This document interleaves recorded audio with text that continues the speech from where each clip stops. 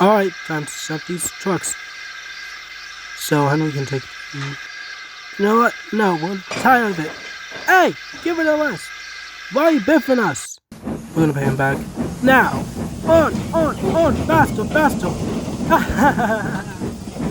Wait! No. We can talk about this. Wait. No. Ah!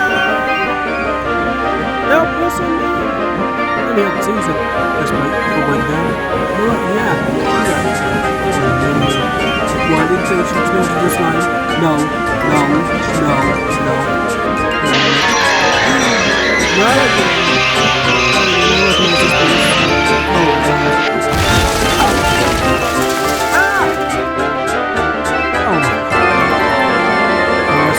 On my side.